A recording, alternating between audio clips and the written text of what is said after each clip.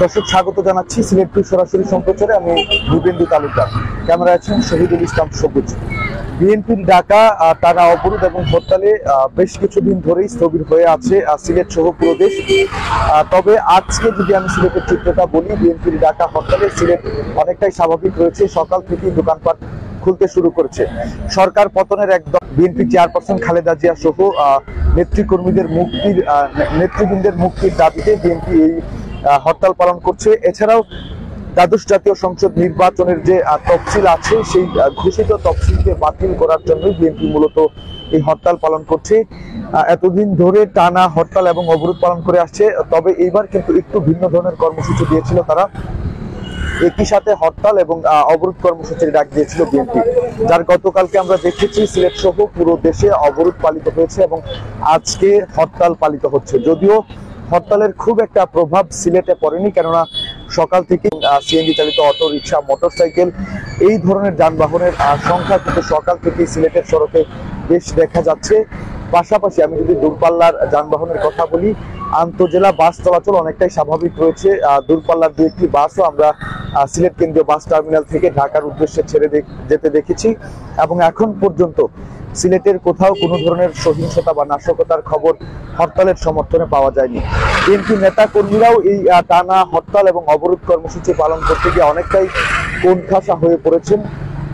তাদেরকে অনেকটা চোরাগুপ্তা হামলা করতে দেখা যাচ্ছে। এছাড়াও আইন শৃঙ্খলা রক্ষাকারী বাহিনীর সদস্যরা সিলেট সহ পুরো দেশে অনেক সরব রয়েছেন বা তৎপর রয়েছেন, যার ফলে বিএনপি নেতা কর্মীরা কোথাও সংগঠিত হতে পারছেন না, সংঘবদ্ধ হতে পারছেন না। যেখানেই তারা সংগঠিত হয়ে বা সংঘবদ্ধ হয়ে পিকেটিং করার চেষ্টা করছেন হরতাল অবরোধের সমর্থনে, সেখানেই আইন শৃঙ্খলা রক্ষাকারী বাহিনীর সদস্যরা হানা দিচ্ছেন। এছাড়াও বিএনপি নেতা কর্মীরা আরো যেমনটা বলছেন যে পিকেটিং এবং নাশকতার বিভিন্ন ধরনের মামলা হয়েছে সিলেটে বিএনপি নেতা কর্মীদের বিরুদ্ধে।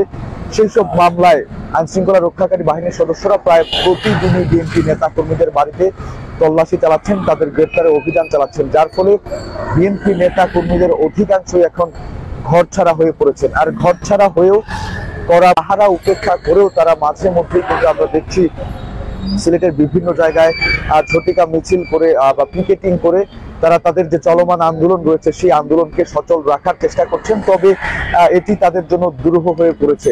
গতকালকেও আমরা দেখেছি সিলেট নগরীর বিভিন্ন জায়গায় বিএনপি এবং তার অঙ্গ সহযোগী সংগঠনের নেতা কর্মীরা বেশ কয়েকটি জায়গায় সংগঠিত হয়ে তারা বিক্ষোভ মিছিল করেছেন। হরতাল বা অবরোধের সমর্থনে তারা তাদের উপস্থিতির জানান দিয়েছেন। দর্শক, বিএনপির যে অবরোধ চলছিল সেটি ছিল রাজপথ, রেলপথ এবং নৌপথ। আমরা দেখেছি অবরোধের তিনটি সড়ক পথ, রেলপথ এবং নৌপথ তিনটি পথই মোটামুটি স্বাভাবিক ছিল। যেমনটা আজকেও আমরা দেখছি বিএনপির ডাকা হরতালে অনেকটাই স্বাভাবিক সিলেটের চিত্র।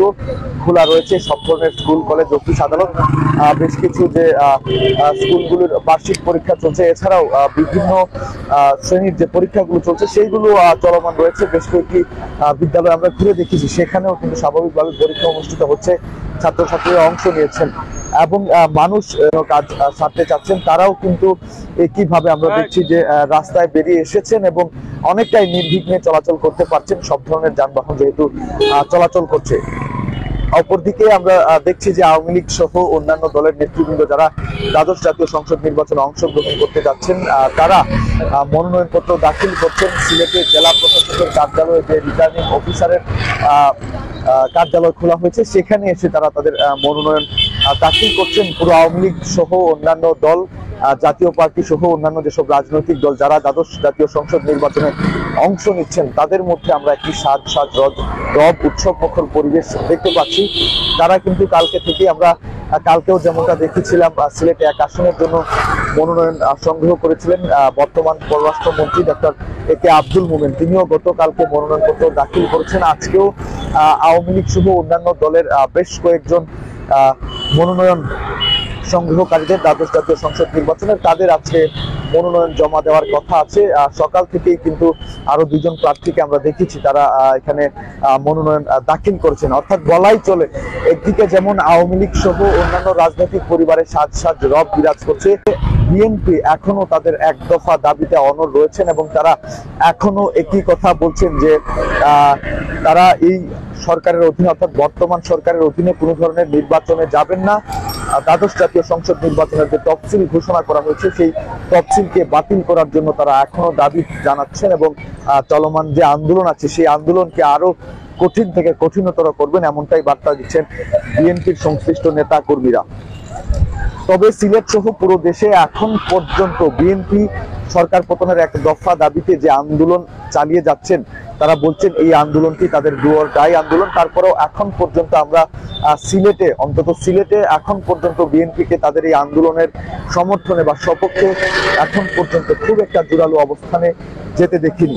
অপরদিকে আইন শৃঙ্খলা রক্ষাকারী বাহিনীর সদস্যরা অন্যান্য দিনের মতো আজকেও সিলেটে তৎপর রয়েছেন। সিলেটের গুরুত্বপূর্ণ পয়েন্টগুলোতে আমরা তাদের সরব উপস্থিতি লক্ষ্য করেছি। তারা সাজোয়াজান সহ অন্যান্য যেসব সরঞ্জামাদি আছে আইন শৃঙ্খলা রক্ষাকারী বাহিনীর, সেই সব সরঞ্জাম এবং বিএনপি নেতা কর্মীরা যাতে কোনো ধরনের নাশকতা বা সহিংসতা হরতালের সমর্থনে করতে না পারেন সেজন্য সজাগ দৃষ্টি রাখছেন।